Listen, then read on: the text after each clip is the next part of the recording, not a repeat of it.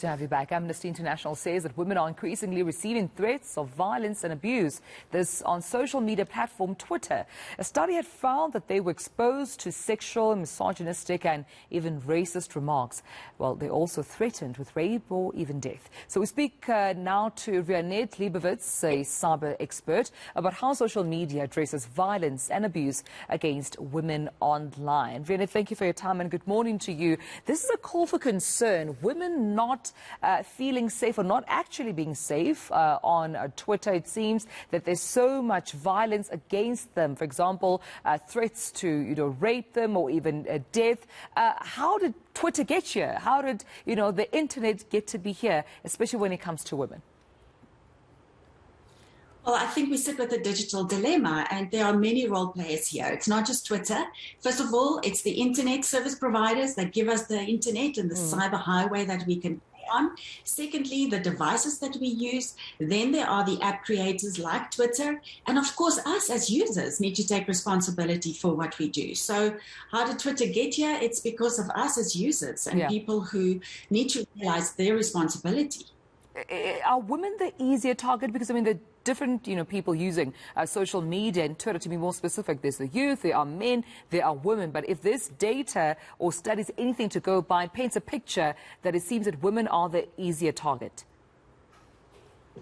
Well, from my personal experience helping cybercrime victims since 2014, there's no boundary when it comes to the race. But in this study, it clearly indicates that women are feeling fearful and that they are experiencing it in this way.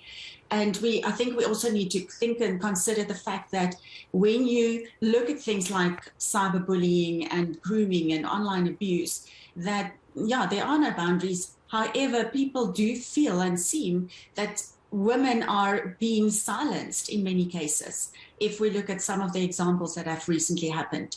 And that's why this study is putting the spotlight on that.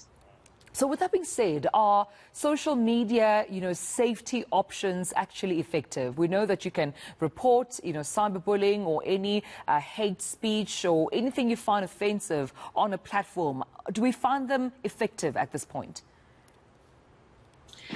That's a tough one. And I think that there's so many variables that we need to consider. When you are being threatened online and when you feel that you are physically in danger, there are other steps to take before you even report it online. First of all, we need to make sure that we take screenshots and make sure that we actually collect some type of evidence for us to back us up. Leave the room, leave the site, block the person, report them. And of course, if you ever feel in danger, go to your police. But yes, in terms of the platforms, they do try to help and look out for all these reports that they get.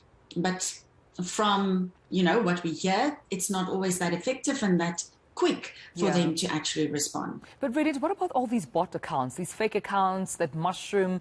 And I suppose they also account for, the violence and the cyberbullying that we're seeing. How do you then track and trace, someone that is faceless, someone that perhaps will be difficult for you to track and trace and report as a normal account with a valid name and surname? It's a very interesting one, but also something that we as users have to be aware of. Listen, the internet is, like I said earlier, there are no rules really. The apps have their community rules that we can use as our guidelines, but these bots and these trolls, as we call them, are out there to see who's going to react and respond to their malicious messages and so forth. And that's why we have to be thick-skinned if we're online and also teach our children how to deal with these situations. But we need to be street smart, cyber smart, go and do research and see who's behind it, block them, and like I say, leave the conversation if it needs to. Yeah, I need to ask you this before I let you go, because I know we're talking about cybersecurity and all this violence happening online, but have you seen incidents or even cases where it actually trickles down to real life? Somebody stalking you, harassing you online, and that actually happening in real life and finding out that this person now knows where you stay, has your ID number, knows where you work or where your kids school. Are there incidents like that that women or even anyone for that matter should be cautious of?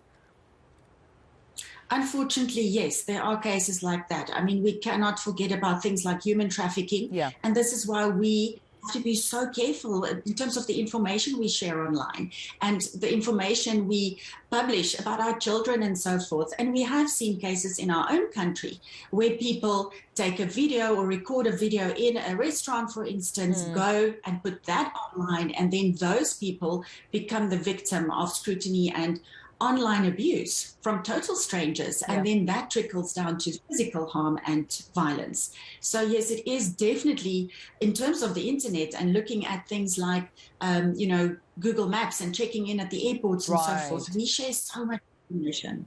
All right. Well, there's, of course, there's a warning that we all needed to hear, just in terms of being cautious when, of course, making use of social media and the internet overall. So I appreciate you speaking to us, Rianet Leibowitz, of course, a cyber expert, talking to us this morning about this alarming and rather concerning study that's been conducted that has found that women use of Twitter in South Africa are actually finding an increase in the amount of hate and threats revealed against them on social media. So make sure that you are keeping safe and you are cautious of your, of course, online presence.